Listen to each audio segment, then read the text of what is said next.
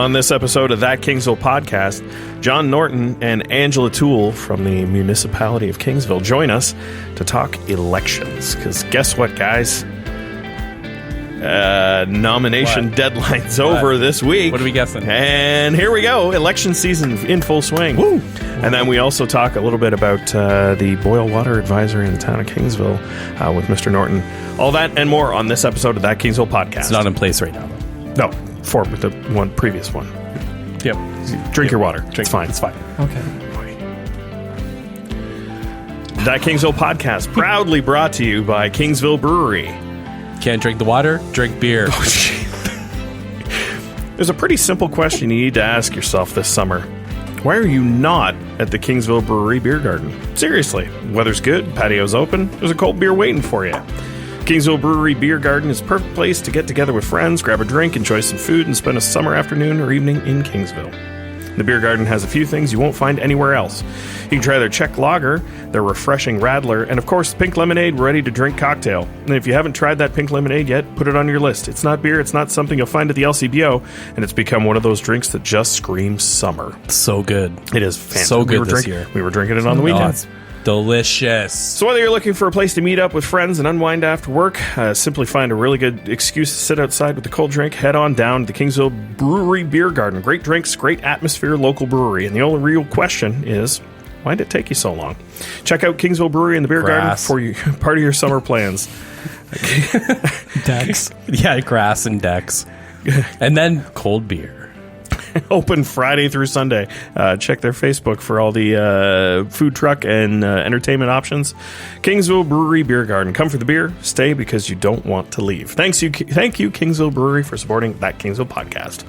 Welcome to That Kingsville Podcast. Dave, Kevin, Steve, special guests from the town of Kingsville, CAO John Norton and Angela Toole, who I'm going to look up your title so I don't mess it up. You're the Manager of Municipal Governance and Clerk at the town of Kingsville.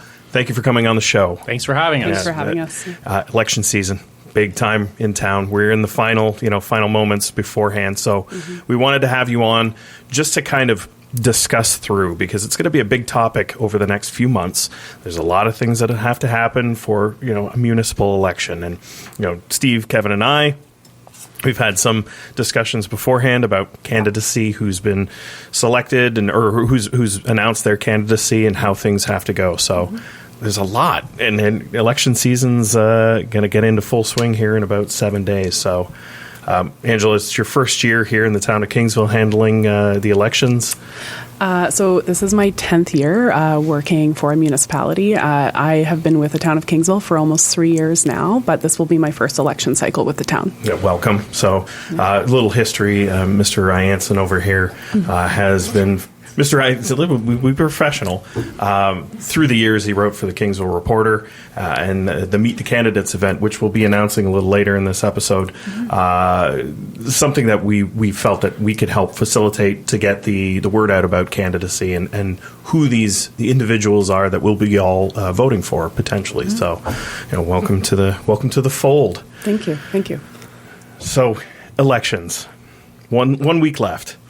We've got some new candidates that have announced and whatnot. Shall we go through the list and just bring everyone up to speed? Let's go through the list, because by the time this comes out, the deadline will have passed, so we can then focus back on what the town has been doing to prepare for that date. Then we'll talk about what goes on in the next 2 months, and then we'll follow up with a little bit on training new councillors, if you will. Yes.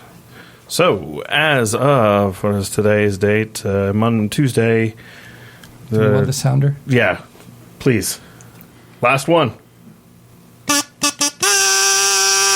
Town of Kingsville Municipal Election Update. So, as of, what is it today? Tuesday the 18th, the candidates for mayor, Mary Ellen Havlick, Roshan Nalaratman, Thomas Neufeld, and Dennis Rogers. Deputy Mayor, Robert Brando and Kimberly DeYoung. And then for the position of councillor, Janice DeRoche, Adam Edwards, Tony Gaffin, Stephen Higgins, Sam Harutka, Debbie Jarvis-Shossi, Sherry Lowry, and John Musselman. So we've got some candidates. There's no guaranteed incumbency or just or acclaimed, I should say, positions. So lots going to happen. So when these people file, do they have to deal with you directly, or what's the process? They do. So anybody who wishes to file a nomination, typically we ask that people make an appointment because they'll sit down with myself and some of my staff members, and we go through their Form 1. So that's the main form that they fill out and declare that they are in fact qualified to be a candidate in the municipal election. And then they also submit what's called a Form 2, and that's the form that contains all of the endorsements. So that's where people are actually nominating the candidate, and they are, when they sign that form, self-declaring that they are in fact qualified to nominate a candidate. You have to be an elector in the town of Kingsville to be able to nominate a candidate or endorse a candidate, rather, and you have to have 25 signatures. And then they also have to pay a filing fee. So for the office of mayor, it's $200, and then for all of other offices, it's $100. And then what we have for all candidates is a package of various pieces of information and forms that they're going to have to follow up with post-election. And we just do a run-through of a lot of information with them because there's a lot of information to know if you're considering running for council. So, for example, a couple things in that package include a Form 4, and that is the financial statement that candidates are required to file in March after the election has taken place. And we also provide them with a list of key dates. So to give them an idea of where we're at now, we have key dates pre and post-election.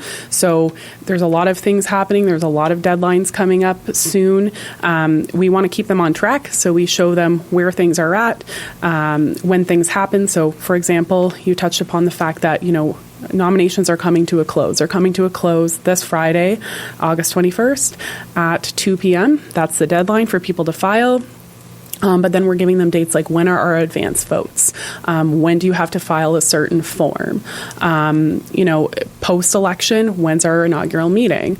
When is the county doing their orientation for our mayor and deputy mayor who ultimately will sit on that council? When are we doing our orientation? When are we doing our strat planning? We're looking really, really far into the future to provide candidates with a full picture of what now looks like, but what post-election looks like should they be elected.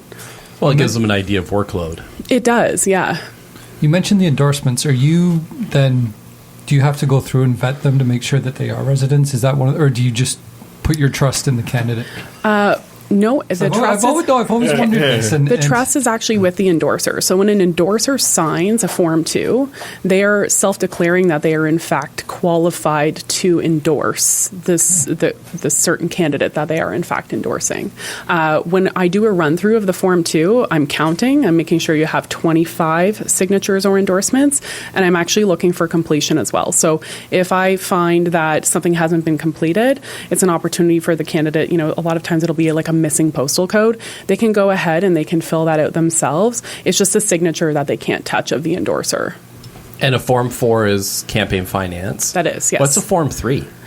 A Form 3 is a proxy appointment form. Ah, okay. Yes. So when I use the terms like Form 1, 2, 3, 4, and so on and so forth, those are forms that are prescribed by the province, and they're referred to in the legislation. They're things that we have no bearing to be able to fix, and they're used through every election cycle.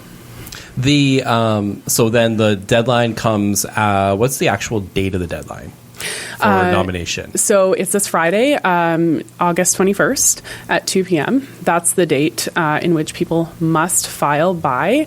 And then there's a follow-up to that. So on Monday, August 24th, that's certification day. So right now, when you look on our website, you'll notice that all of the names of the candidates that are listed there, it says unofficial list of candidates. And that's because the certification of the nominations happens after the nominations have been filed. So there's a couple of things that we look for when we go through that process. So on Monday, the 24th, I'll sit down with my team. We're going to look through everybody's paperwork that they've filed.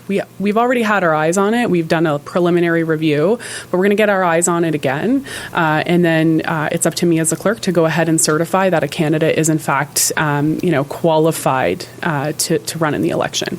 So what happens if there's like an omission and there's 24 candidates or there's something of that nature? Does that person who's trying to run for, do they have any option to make a correction at that time? Do you mean an omission in terms of endorsement? Yeah. So you said 24. So that's why we're doing a preliminary check when people come in for these very detailed meetings that we have with them. If I have somebody who calls me and says that they're interested in running for council, what do I need to do? One of the things that I'm telling them is when you fill out a Form 2, and this is kind of a best practice clerks will throw out there to people who are interested, is get more than the 25 signatures.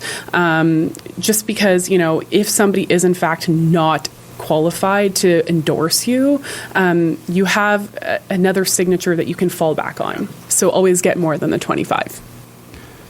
When I think back to several years ago, speaking to a former town employee, I don't want to say that an election year was met with dread, but there were certain aspects of it that you knew you were in for a lot more workload. 100%. Maybe to you too, John. What's the mood like at town hall during an election year? How does it differ? Is it excitement? Yeah. Is it thrill? Yeah, it's exciting. And let me start by maybe saying, really glad Angela's here. Thank you for having us.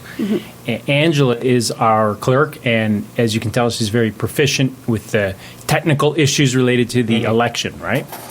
And maybe a little known fact is Angela now has this sort of statutory role under legislation to manage the election, and that has to be independent from the rest of us on administration.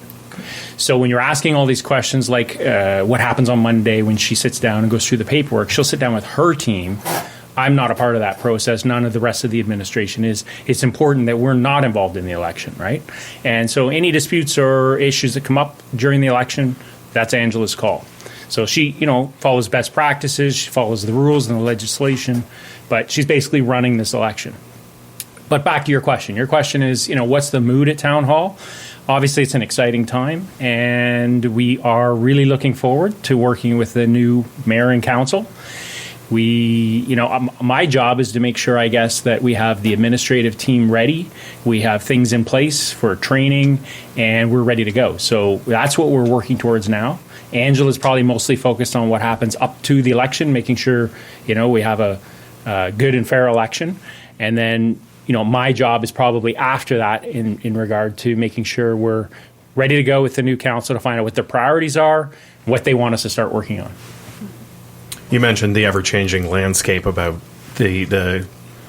what a committee and mayoral and deputy mayoral positions are kind of evolving into. And we've seen a little bit of, let's say, social media take a very prevalent kind of position in how campaigning is happening and whatnot. Have we seen somewhat of the evolution? You said you've been in municipal government for 10 years and you a bunch more. Is this election that much different because we have this new technology and this is the way it's kind of changed? If I could answer that, I would say that I do think that the political landscape has changed, if that's what you're asking.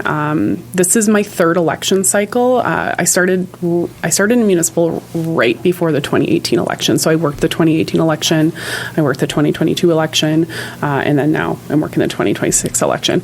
Political landscape has definitely changed. But at the same time, I think that it's also maybe remain the same. I don't know how to explain that without getting into politics, but I think that maybe we're more aware of what the political landscape actually is like now because of social media, if that's what you're asking. Well, there's a lot more that you have to monitor, and there's a lot more that is difficult, right? The channels that we used to have in order to convey the information, newspapers, broadcast Radio. media. Yeah. Wait a minute. You guys would know what that is. Those were the traditional methods, and now we're starting to see so many different other ways that people are connecting that if you're not exactly subscribed to, Everything moved much slower, right? Yeah. So, someone will be interviewed or send in a letter. Someone would be interviewed in the newspaper, or they would send in a letter to the editor, and you'd wait a couple of days for the next edition of the newspaper to come out, and you'd see the comments, maybe people responding to that. Now, it's by the time you open your phone, there's a statement, and then there's 50 comments, and things go really fast. So it's certainly changed the way we do municipal government. I've never run for election, but I imagine for candidates, it changes it for them as well. And certainly I've seen a change. Probably back in the day, it was more an emphasis, as you say, on newspapers, maybe signs in the neighborhood. Now it seems to be more about your social media presence, maybe a little bit. We're seeing that, but it's changed the way we've done government for sure. And I think of how, we used to walk into the coffee shop and there'd be a group of residents maybe sitting there talking about last night's council meeting. Now it's happening online, on our phones. So it's very different. Well, I agree with you where I do think that newspaper moved and back in those times before social media, it moved a lot slower, but the megaphone was bigger. Mm-hmm. And you're able to reach people a lot easier because they were talking to a wider audience, where now those audiences are so segmented that it sometimes makes it difficult to be able to get information to people. Which for yourself, when you're trying to inform an electorate around the rules that are taking place during an election, that can be difficult because you're trying to reach an audience that is so segmented that if you're not reaching this pocket and this pocket and this pocket, you might miss half of your town and not even know it. Yeah. Where back when you would put an ad in the newspaper, then you had a good reliance that it was reaching the majority of voters. What are some of the tools that your office is trying to use to make sure people are aware of the voting? And we'll get into some of those changes because it is a little bit different, this year. Yeah. But what are some of the tools that your office is trying to use to make sure that people are getting like the official information from the town? Sure. So, you know what? I think myself, along with the communications team, we've really placed a huge emphasis on getting out the information that needs to be out there. And you know what? That started with a neighborhood mailer that went out way back in May. Most, if not all not all Kingsville residents, but most Kingsville residents did receive it. And it was a placard about this big that Canada Post put in everybody's mailboxes to say, hey, you know what? This is what's coming. The election's coming. It's October 26, 2026. Check the voters list. Check MPAC to make sure your school support is correct. You can expect a VIL, voter information letter, sometime in September.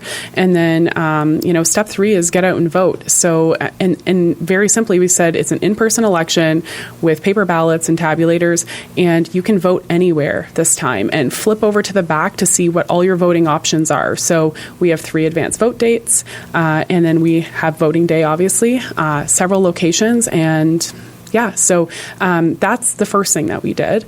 We also included information in the tax flyer that goes out with the tax bill. So that went out about a month ago, maybe 2 months ago now. My timelines are kind of messed up, and I have a lot of dates floating around in my head.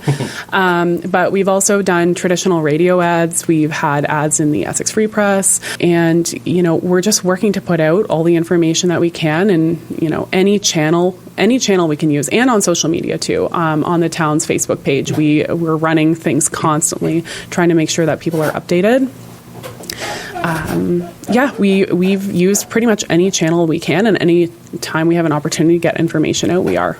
Yeah, our communications team does a fantastic job. They do.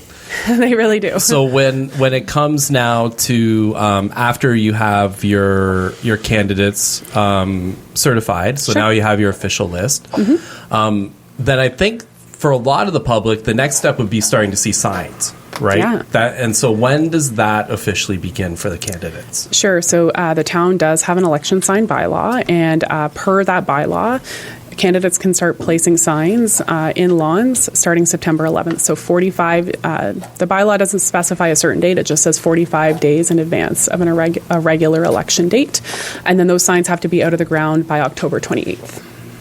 So the couple days after. With an exception, though. With an exception about campaign offices. I knew you would bring that up. Yes. So just for public awareness, once a candidate has filed, they are able to place campaign signs in their campaign office to signify where their campaign office is for people who are obviously looking to maybe have a conversation with that candidate. Does a campaign office have to be registered with the town? No. It can just be, but it has to be one location? Typically, yes, it's one location. And so you cannot have multiple locations with multiple signs happening. It's one location, one campaign office, and you can have signage in that campaign office. So then signs are up. Mm-hmm. Now in the past, we would get to when people would start receiving voter kits in the mail to be able to vote. But, Yes. but that's not going to happen this year, right? No, it's different. So one thing I wanted to highlight about this election that is special is, Kingsville residents will know that for 25 years, with the exception, I believe it was the 2014 election, that's before my time, it's always been vote by mail. So this is the first time Kingsville electors are going to a traditional poll to cast a traditional ballot and run it through a tabulator since amalgamation. So it's different. I think it's a good different, but it is different. Can you repeat the second part of your question? Yeah, just so they won't get a kit in the voter mail. kit, no. So essentially now it's just wait until election day and go to a poll, right? So candidates will, or sorry, not candidates, but electors will get something in the mail from us. So they will get what's called a voter information letter, and it just will have the person's name, their address, and then their school support on it, and it just says when the election is. So it's going to replicate the information that was on the mailer that went out back in May. So, a huge portion of that VIL or voter information letter is dedicated to tell you the voting places, dates, and times. And then when you flip over to the back, it's going to say you need to bring a piece of identification with you. And per the regulation that specifies what ID you can bring to a voting place, here are all the different pieces of ID you can use to vote on, prove who you are. You're going to have to cut that out. Identity. Yeah, you have to verify identity. Sorry, I totally messed that up. But there's a massive list of identification that's acceptable on the back of the VIL that people can, refer to before they head to a poll. But you do not need a voter information letter to vote. So that's really important. Some municipalities are actually doing away with any sort of notification. They're using whatever channels they can to get the information out about, where to go to vote. I'm hearing that the City of Windsor isn't doing any sort of mailing, no VILs this year. You just show up with a piece of ID and you can go ahead and you can cast your ballot. We're still doing it because I think it's important to get that physical piece of communication out to people to say, come and vote. Yeah, put the magnet on the fridge and Yeah. October 26th. Because people are physically going to the polls, is the town doing anything to aid those maybe with accessibility needs? Sorry. Yeah, so I'm really proud of what my team and I have done for this election cycle. So there's a couple different things that we're doing. So first of all, we do have an obligation under the MEA, the Municipal Elections Act, to make sure that our election is accessible. In the Municipal Elections Act, it's antiquated legislation, and it's a little bit bare bones in terms of what that means. So it's left to me and my team to decide how do we make sure that the municipal election is accessible. And one of the things that we did is we're required to put together an accessibility plan to address accessibility needs during the election cycle. That was brought to the town's Accessibility Advisory Committee for feedback. We took their feedback into consideration and included some things into the plan itself. It's available for public perusal. But beyond just that plan that we're required to have, we do actually have a real plan. So we're about to launch a series of forms that the public can access online, and they can, of course, circumvent filling out those forms, and they can call us and email us to request things throughout the election cycle. But we actually have an accessibility accommodation request form where if somebody has an individual accessibility need, they can fill out the form and tell us what it is that they need and tell us when they plan to show up to a voting place, and we will be ready and waiting for them to assist them however it is that they need. The other thing that we're doing that's different this time around too is we are going to have a vote from home option for people who are housebound. So we want this to be used by people who really have a need for it, because my team is small and I can't possibly visit every single house in Kingsville. But for people who might be convalescing at home from an illness, they maybe have mobility issues which prevents them from being able to go out into the public and actually cast their vote physically.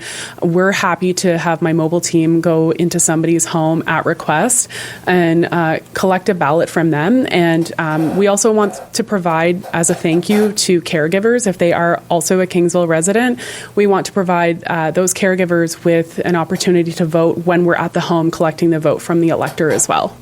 What about people that are at like Royal Oak or any of the other, long-term care homes that are in the area? I know, for instance, for hospital-bound patients, they'll like provincial or federal polls will actually open inside those facilities. So if it's a municipal election without vote by mail, how do you go about that?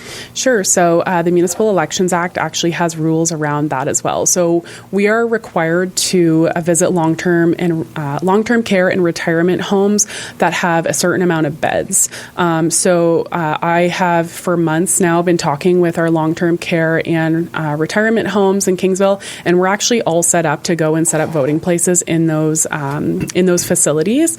I've worked with their administrators to determine a time that's most suitable for residents, and so we have 5 different times. We're actually visiting 5 different facilities, on 5 different dates and collecting votes from those Kingsville residents. So because of the town of Kingsville's nature and some of the remote communities we have within the municipality, Ruthven, Cottam, it's a real thing. It's a real thing. Are some of those advanced polling locations in those communities, or is it in the town of Kingsville proper? Sure. So what we're doing, our first advanced vote day is Wednesday, October 7th from 12 to 8 p.m. It's at Grovedale. And then the following week, on the 17th, we are at the Gosfield Communications Community Center in Cottam. And we'll be there from 12 to 8 again. And then we switch back to the Grovedale for our third and final advance vote date, which is on October 24th. That's a Saturday. That's Saturday of election weekend. And then for voting day itself, we have 4 locations. So Grovedale, Unico, GCCC, and Olinda Ruthven United Church. So we have 4, but the difference here, and I want to emphasize this for any voters that are listening, is you can go to any location and vote. So this is a vote from anywhere election. So typically with municipal elections or any type of election, you're told to go to a specific poll. A poll is just a way for voters to be organized en masse, right? This time around, you can go anywhere. You can go anywhere and vote, any of our locations. So what's your mechanism in order to verify that the voter's eligible? Right, because we usually, and like you said, you go to a polling station and it's everybody within a certain postal code designation. Right, and you can highlight my name, Hunt, that's where we are. So you're asking about the voters list. So the voters list is what we reference to make sure a person is in fact eligible to be an elector. And obviously if they're not on it, we have other ways of verifying that. We can check a person's ID. But to answer your question more directly, most municipalities use a third-party software to manage a voters list. Okay, so the most popular third-party software, it's called DataFix or VoterView. They're synonymous with one another, and Elections Ontario has already provided elector data to DataFix. That's our voters list. Our preliminary list of electors is what we call it right now, because we're in a revision period where we're going to start scrubbing that list and making sure people are on it and removing duplicates and whatnot. But there's a function in there called e-poll book or web poll book, and basically what that is all election officials will be signed in to the web poll book on election day, and when an elector comes in and gives us their identification, we verify that they're on the list. They're issued a ballot by the election official. There's a digital strike-off, so we're essentially using, instead of a traditional paper voters list, we are using an electronic list that updates in real time. So, if John Smith comes and votes at Grovedale and he's stricken off the list and then he drives to GCCC, they're going to see over at GCCC that he's already voted. Nice try, John Smith. Get out of here. Hit the bricks, pal. So that's how we're doing that. And it's a great tool. Yeah. What if people don't have identification? That's a good question. So a couple things. So I think it's important to note that the goal is enfranchisement, right? We want people to be able to vote. And people have a democratic right to vote. People ask a lot about ID and whether or not it is required. It is technically required. However, we do have procedures where if somebody does come to a voting place and they don't have identification, we have procedures to address that. So it would be up to a supervising deputy returning officer or myself to make a good judgment call, but somebody can declare that somebody can fill out a special form to declare they are who they say they are and that they are in fact a qualified elector. So, we're using best practices that are used in municipalities across Ontario, and this does come up in municipalities. There are unhoused people who don't have identification, and they still have a right to vote. Yeah, I'm thinking of my niece who lives at home and doesn't have a driver's license. Yeah.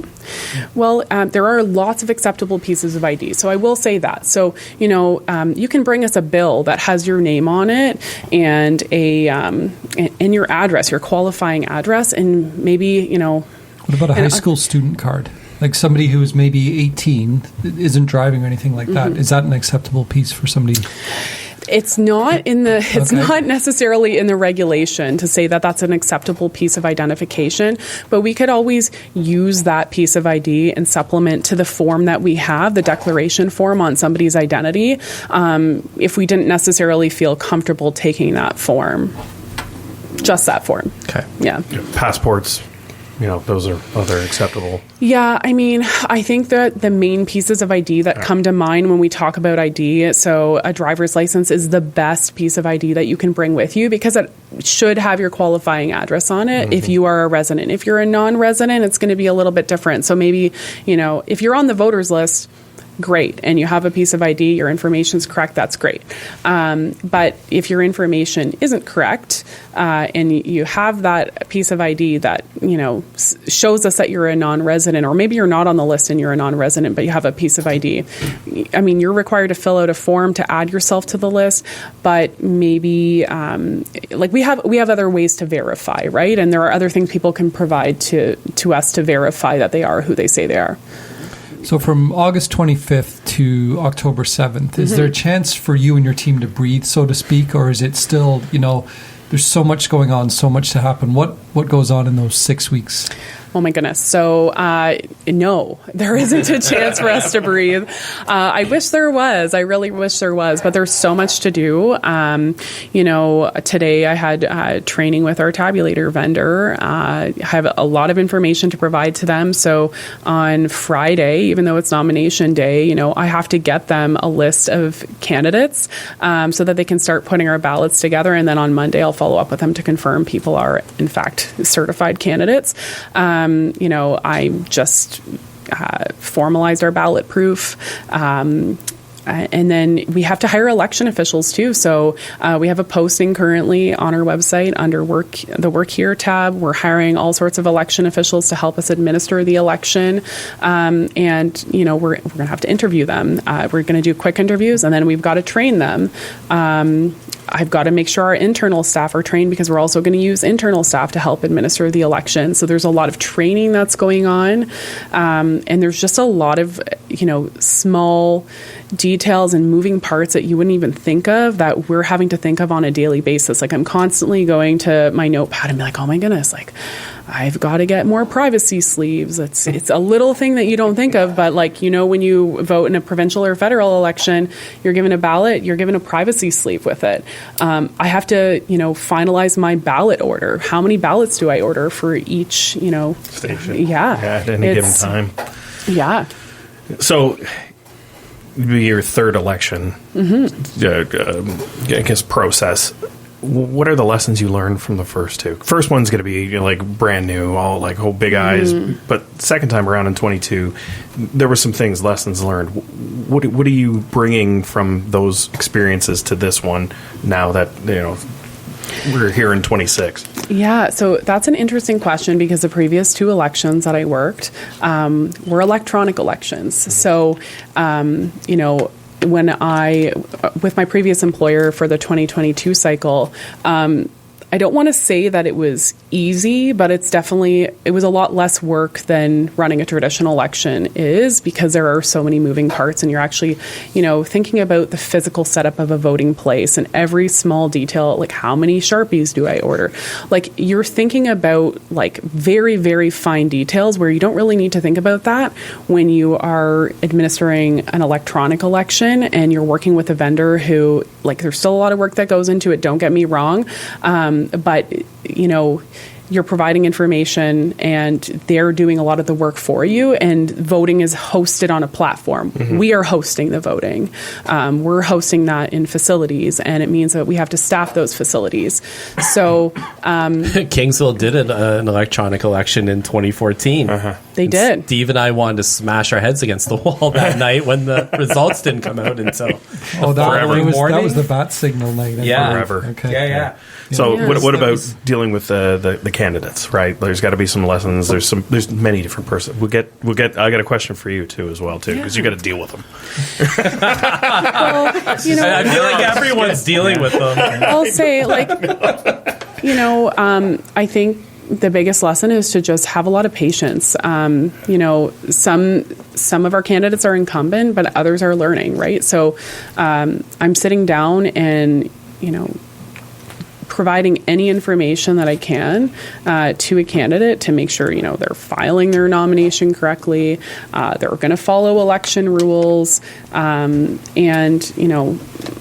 I'm happy to sit down with people and do that, but just have to have a lot of patience, right? Ask questions if you're not sure, right? Yeah, and I'm constantly saying that, right? Even though I sit with a lot of candidates for a 1-hour meeting, or sometimes this went into an hour and a half because people do have questions during their nomination filing meetings, I always say, reach out to me with any questions you might have, and that goes for voters too, right? Voters might have questions, and I'm always available, and if I'm not available, I trust there are people on my team who are able to answer those questions as well.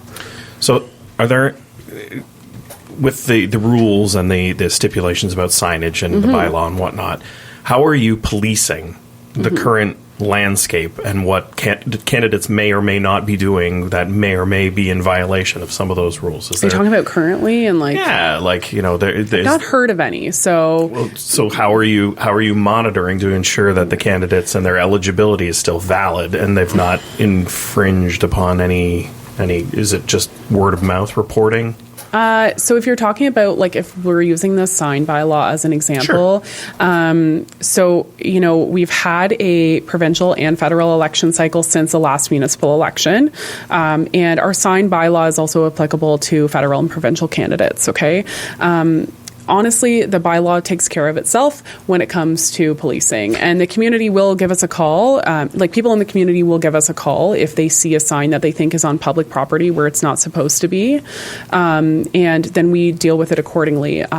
So what's the accordingly? So let's say Dave Hunt decides he's going to run for council, and I put a sign where it's not supposed to go on Division. I did not. I said hypothetically, So if I put a sign out tomorrow or Tuesday, right? It's still in advance. What's the repercussion? How is that disciplined? Okay, so per our election sign bylaw, you're required to submit a $140 deposit. And when there are infractions, and we've confirmed that there is in fact an infraction, we have a deduction system. So we can deduct per infraction $20 off of that $140 deposit. And then you just won't get your deposit back if you run out of 20s. But I will say my motto is education. So I mentioned the previous federal and provincial election cycles.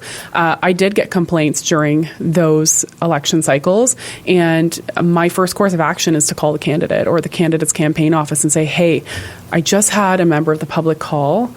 They're saying that there's a sign where there shouldn't be a sign. Can you please investigate and go and remove that sign? And you know what? 99.9% of the time, the candidate's like, oh my goodness, I didn't know. And they have run volunteer-based campaigns, right? So it's not that the candidate went and, stuck Staked a it sign in the ground Yeah. themselves. They're relying on volunteers who are unpaid to go out and campaign on their behalf, and they're sticking signs who knows where, right? And I don't think anybody's intention is to, flood signs in a huge swath of public land when they know that that's not allowed. So I give people the benefit of the doubt. I do a phone call and I say, go and get your sign or we're going to take it, and then you're going to have to come and pick it up from us. But my motto is education. Simple phone call typically works fine.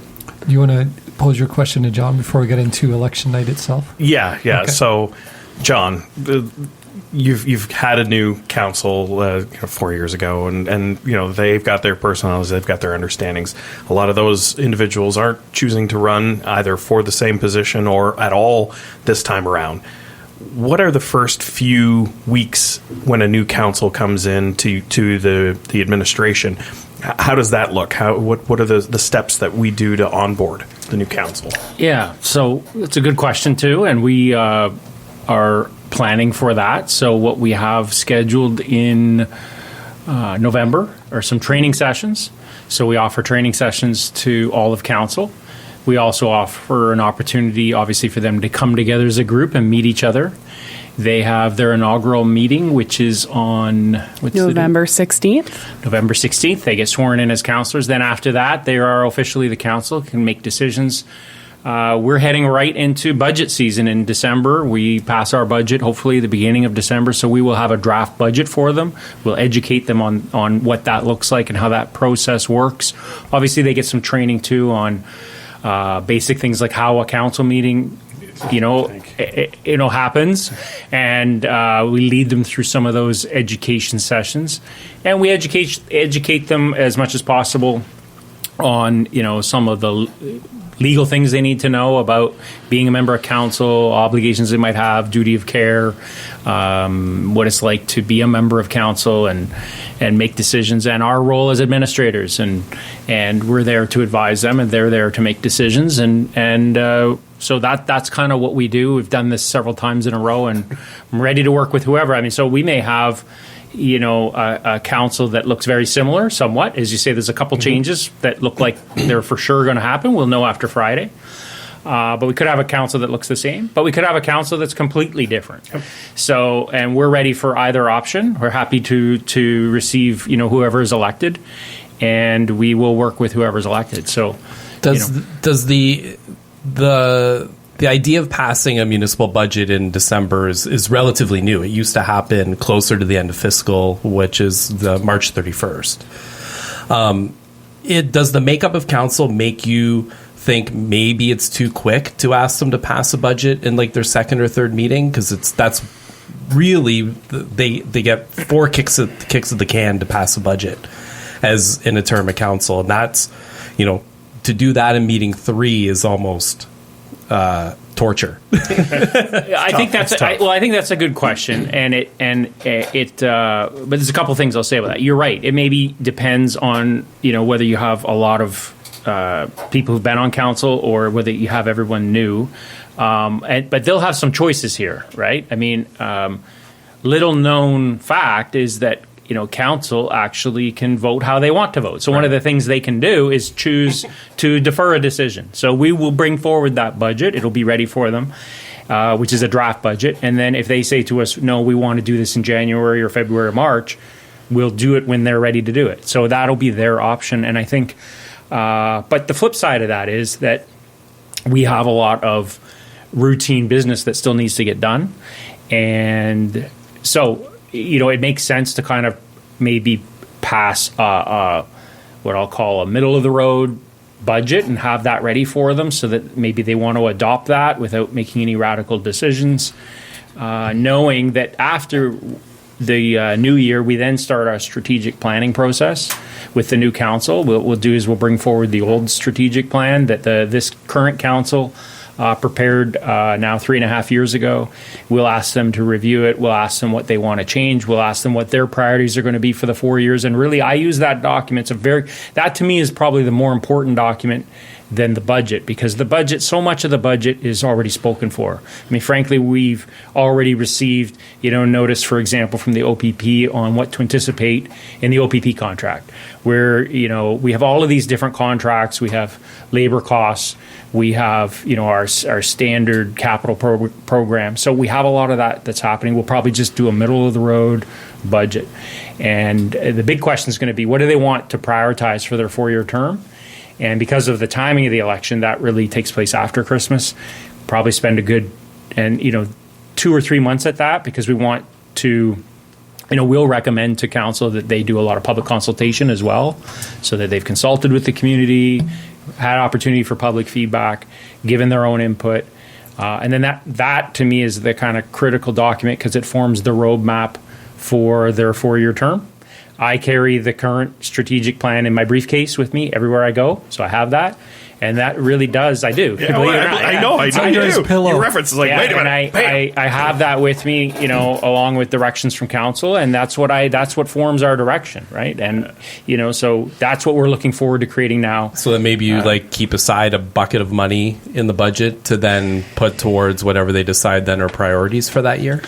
Well, I mean, it depends. I mean, I think what they're going to be doing, though, is hopefully setting out a 4-year plan, right? Because, it depends on what they want to do. I mean, if they say we want to put up a park bench here and a swing set over there, you're right. We can get that done in that year's budget. But if they want to, build a new arena, that's an expensive project that needs multi-year planning and funding. So a lot of this is about, what do you want to do? How are we going to make the decisions? How long are we going to take to make the decisions? And then how are we going to fund it? So one example is, I've heard some candidates talk about a waterfront strategy. So that is probably something, if they decide they want to do that I would imagine that strategy would take, that's probably not going to be decided fully in just 1 year. So that might be a multi-year project. And then you've got to think about multi-year funding on what you've decided to do, as an example. Did they want copies of the other 4 waterfront strategies? Well, there's been a few, right? There's been a few. Well, if I can comment on that, one of the things that I tried to do, and I think I'm proud of, and I think this council has done, is we've tried to bite off and do things that, we can accomplish. What are we going to want to do to accomplish things? So what we're trying not to do is do a whole bunch of expensive studies that then sit on a shelf, right? Mm-hmm. So as you say, in these last 4 years, we have not gone and done a new Parks and Rec master plan yet, because I've said, let's not do one until we're ready to implement it. Right? I don't want to have this big wish list of Parks and Rec projects that we then have no money to fund, and then it just sits on a shelf. So we're trying to come up with realistic plans. Mm-hmm. Actually, Kevin took the question perfectly as far as no, because I was thinking, really, you really, because she's complimented Kevin. What? No, I was thinking to myself, the odds I know are slim, but it could happen. We could have an entirely new council, and I was going to ask about budget and timeline and everything. Mm-hmm. So let's move on to election night itself. Where's the town hosting the event as far as results and stuff? Is there anything like that? As there has been in the past? That's still undetermined at this time. Okay. So my main priority right now is figuring out where voting's happening and when. Well, I've already figured that out, but I haven't got that far into planning yet, where we've determined if there's going to be a watch party, where that watch party is. But if there is one, there will be details made public.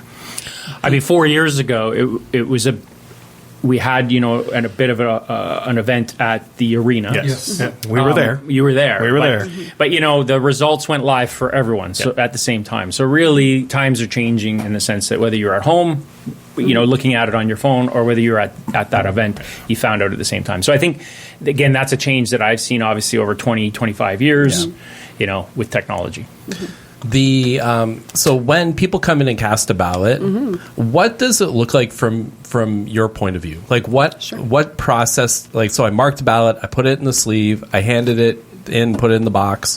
What happens to that ballot now until the time when the results come up? Sure. So I'll go back a little bit further than that. So when somebody comes to a voting place, they're going to be greeted by an information officer. The information officer is going to ask them, are you ready to vote? Do you have your voter information letter? Do you have a piece of ID? And if they answer yes to both of those questions, and if they have their voter information, the information's correct, they'll be directed to a ballot officer who will, again, verify their ID, issue a ballot, strike them off the list. They'll go behind the privacy setup. They'll mark their ballot. They'll put in the privacy sleeve. They'll go and see a tabulator officer. The tabulator officer will put the privacy sleeve and the ballot into the section that sucks the ballot in. The ballot goes in, and it sits in a box below the tabulator until the end or the close of voting. And then we tabulate the results from the tabulators. So all of the results from every tabulator come together in a program, and the results are automatically tabulated. What happens to all the ballots that have been cast in advanced polling? In advanced polling. So we do not count any ballots until election night. So After all polls have closed. After all polls have closed. Right. That's Okay. correct. Common misconception Yes. from elections past, because No. there was accusations that I know who's in the lead. Nobody does. Nobody knows. Nobody does. Everything is sealed. So we do have we have ballot boxes, for all of our long-term care homes. We spoke about that. We have one for each, and everything is not tabulated until after the polls close. What happens to when that machine starts going through and tabulates them? Then I'm sure it'll spit out some that are spoiled. Do they get manually checked then? Like, does someone look to make sure? Oh, did the machine just make a mistake on this ballot? It's really marked for this person. So the tabulators that we're using, they have like an interface on them. So it's a screen. And if there's any sort of misread, the tabulator is going to tell us right away. The tabulator officer will be standing there as they put the tabulator in. And so if there's any ambiguous mark or a mismark or somebody overvotes, for example, you can't do that. So, if you're choosing 5 counselors and you're not selecting 6, the tabulator picks up on those type of marks, and the tabulator officer has a procedure that they'll follow in respect of every time something like that happens. So it's actually provided for in our clerk's procedures. Those are available on our website for public perusal. It actually, there are several different scenarios that can play out when it comes to marking a ballot and how the tabulator operates. Those are all provided for in our clerk's procedures. So hypothetically, if I vote for 5 councillors and 1 mayor, but I can't decide between deputy mayor, and I put both down, does it not count the entire ballot or just that portion? That's right. You would need a new ballot. Okay, cool. Yeah. What if you don't vote for any? You don't have to vote for any. Right. So we have a procedure for that too, right? So some people will come in and they'll ask for a ballot, and in protest they may exercise their right to not vote, but they still collect the ballot. And we have a procedure for that too. That's in our clerk's procedures. And you also, you can choose to not vote for the mayoral candidate, but choose the councillors and the deputy mayor. So we allow what's called undervoting. So you can't overvote because you can only select so many people, but you can undervote. So that means that, you don't actually have to vote for the office of mayor if you don't wish to. You can leave those options blank. So the tabulator will accept it. It counts the votes that you have, in fact, cast, though. And then the results come out. I have covered an election where it was a tie. What is the town of Kingsville's determiner if there's a tie, or even if it's within a few votes? Is that automatically trigger a recount, or is that a candidate? No, there's no automatic. So the clerk's procedures do have procedures detailed in them for what we call a recount, if somebody requests a recount, or a tie vote. So the Municipal Elections Act actually provides procedures for both of those things. And what happens for a tie vote where votes are tied, and so which candidate takes the office, right? So, for example, we have 2 councillor candidates who are tied, and somebody has to take office because of the number of votes that they received. What happens in that instance? If I can remember off the top of my head correctly, we actually draw from a hat. And that is actually provided for in the Municipal Elections Act. I've actually seen it happen. Yes. I watched the draw take place. Yes. Whose hat? It was John Adams' hat. Okay. Yeah, it's John Adams' hat. And again, I touched on this a little bit earlier. The Municipal Elections Act is a little bit antiquated. So I have to tell you, when I first learned that was what happens for a tie vote, I was a little bit surprised, not going to lie.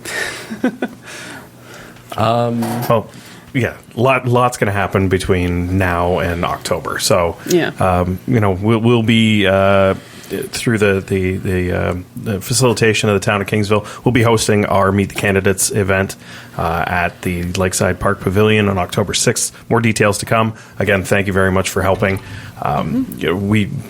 We're engaged in this election from the sidelines as somewhat of your local media, as we've discussed, but we're not the news.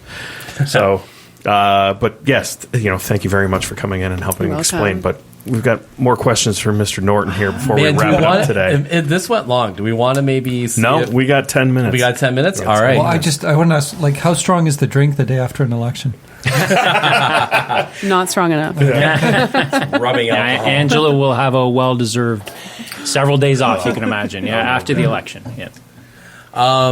If you want to get into it, we can. All right, let's talk the boiling topic of Union Water. Did you like that? There. Let's get the obvious question out of the way, and then I want to talk governance and like what Union Water is. But first of all, I think everyone has a rough idea of Union Water after the boil water advisory. Can you give us any update on the status of what it was that happened that night to cause the boil water advisory? I can say a little bit. We have been directed by council to do an investigation and report back to council. So, at this point, I don't know a lot. I know my role and my involvement and what I saw and heard, and I was in a home visiting some friends actually in downtown Kingsville proper, and someone went to use, turning the water on, and there was no water. And then the phone started ringing, and I spent the next 5 hours on the phone. And I'm really proud of our team. We responded really quickly. We had out a notice about the boil water advisory, I think, as quick as possible. And, there were 4 different organizations involved. There was the town of Kingsville. As you say, Union Water owns the water tower. They contract with Aqua, the Ontario Clean Water Agency, to operate our water system and the water tower. And then who we needed to engage immediately, who responded very quickly, was our medical officer of health and the health unit. So we were on the phone with Dr. Alouche and had conversations with him. It's his role to make the determination to order a boil water advisory, and he makes that decision based on advice he's hearing from licensed water operators. So I am neither a medical doctor nor a licensed water operator, but my job is to make sure, obviously, that we have staff who are responding to the emergency appropriately. We train for these emergencies, although this one came out of the blue and certainly unexpected. And it was concerning. This is the second time it's happened now in a couple of years. So we would like to, make sure through this investigation that every step is taken to ensure it doesn't happen again. I think there was some equipment failures, but we're digging into that, and we will have a public report to explain what happened once we complete the investigation. So Union Water, and we've talked about it a bit on the podcast in the past to try and explain, like there's Kingsville, you get a Kingsville water bill, but Kingsville is actually paying Union Water for the water that's coming to your house. Can you kind of explain that arrangement? How does Union Water sort of fit into when I go and get a glass of water and drink it? Like, where did that water come from? What's their role? What's the town's role? Yeah, so Union Water is a municipal corporation that is owned by 4 municipalities. So we have the majority of it is owned by Leamington and Kingsville, and then a small percentage ownership is Essex and Lakeshore. And their ownership relates, or our ownership relates to the number of customers or volume of water. So, it's because we have the sort of this joint union of how we make the water, it makes sense for this to be an independent corporation. And what we did just a couple years ago is move to sort of them to be a separate, fully incorporated corporation with their own board of directors now that they answer to. They have a CEO, and he and his team work out of the water treatment plant, and they are independent now in the sense that they have their own finances. They create the water essentially, and they bill the municipalities for the water that we use. So it flows through from their assets into our pipes, and then from our pipes into your home. So we operate our distribution network in Kingsville. So we have our own water operators as well as part of our municipal team. And so that's why the bill is, as you say, it's a portion of it goes to Union Water for the water production, and then a portion of it to the town, right, for distribution. Need a little water. Yeah. So it's essentially, and the water treatment plant just happens to be in Kingsville, right, by happenstance. The water goes through Union Water mains, large mains. That's right. Into Leamington, into Kingsville, into parts of Lakeshore, into Essex. Exactly. And then it just meets up at a point with municipal infrastructure. That's it. And then water towers are all owned by Union Water as well. That's correct. So at what point is the town responsible for any of the maintenance on any of that? So the town is not responsible for maintenance or operation of the treatment plant itself, and nor the water towers, right? So basically, in this instance, the Union Water contracts with the Ontario Clean Water Agency, and they're operating the treatment plant and the water tower. In this instance, there was obviously some kind of malfunction at the tower, and it emptied, and we have a loss of pressure in the system. So we quickly were looking to Union Water and Aqua for answers on what was going on, what were they going to do to correct it, and we have a great relationship with them. I called the CEO right away. He was actually away on vacation, answered the phone immediately, sprung into action and had his team move quickly. So there was this kind of cooperation. But, there's no doubt, in the evening of a Saturday night in the middle of the summer, people are on vacation. Yeah. People are doing lots of things. You're in a bit of a fog trying to figure out what happened, especially because there was no storm or anything that would have caused this. So, it took a little bit of time to figure out what was happening.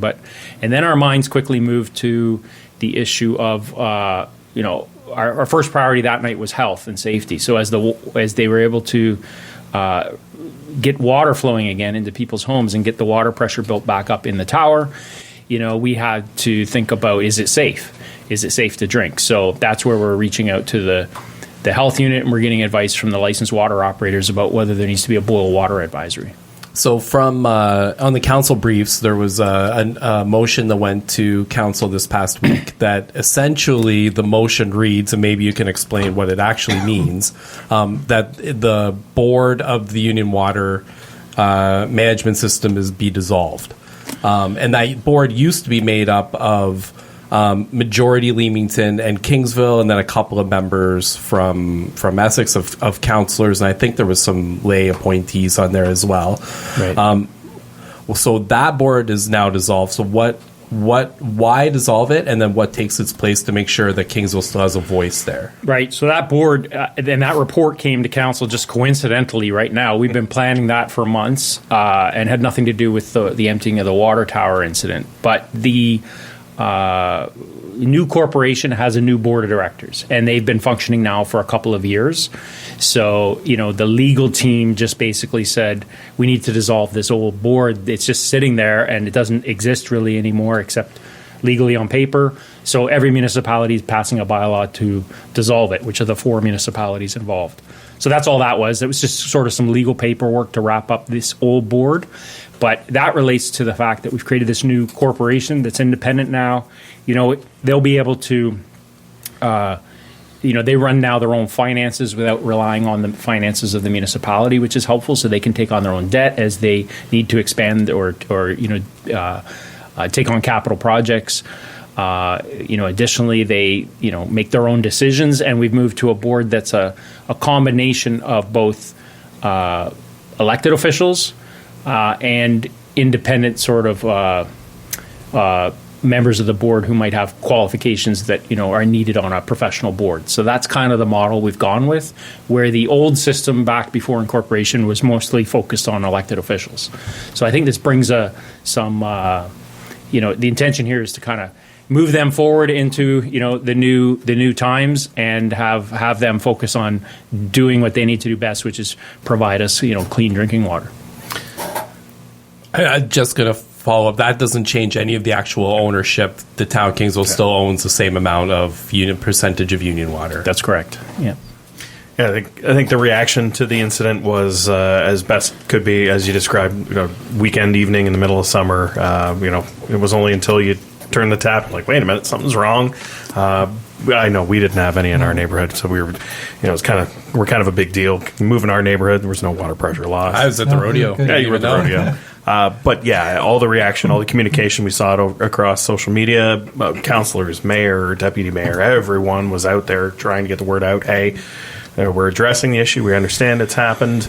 And then the boil water advisory is a precautionary measure in order to ensure the safety of the public. So, kudos to the teams that were all involved in order to do so. It'd be interesting to find out how it did occur, and then what steps are going to be taking place, because as you mentioned, we've had a couple incidents, one a little bit more severe to a lot of homeowners than this last incident, but obviously we need some redundancies, right? Exactly. And I think we have some redundancies in place, so we were all surprised when they all failed, and so there's some question marks there about how that can happen. Right. But so we'll dig into it. I think it's a technical issue, but it is interesting also to think about which part of the town it receives its water pressure from the water tower. And then, as you say, other parts of the community are on constant pressure and didn't have a loss of water at all. So that's interesting and helped us. This incident certainly helps us.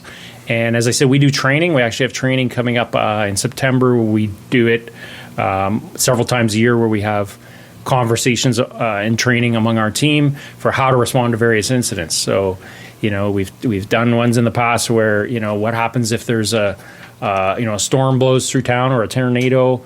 What happens if a large plane crashes in the middle of the town?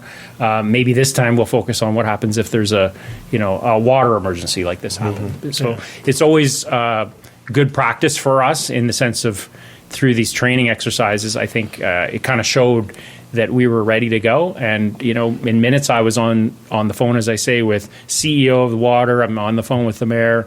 Communications team was on the phone, and our operations team, the most important people out there trying to figure out what's happening, how do we get this up and running, and is the water safe to drink? Yeah, no, like I said, stellar job from all. And thankfully, to the best of my knowledge, nobody, suffered, other than the fact that you couldn't get a shower for a few, hours or two, and it was a little bit difficult. We had the boil water advisory just for a short little time. So, John, Angela, thank you very much for coming on the podcast. Again, you're going to be busy up until October 28th ish. Even longer than that. We've got a lot of stuff to do after. A lot after. Yeah. But thank you for coming on. Thank you for having us. Like we've said, there's a lot of interest in this election. There's a lot that's changing, a lot of moving parts. So greatly appreciate you coming on and describing what's changed and how people should be engaged. So, John, again, thank you very much. Thanks for having us. Thanks so much. We'll see you next time on That Kingsville Podcast. We're not the news.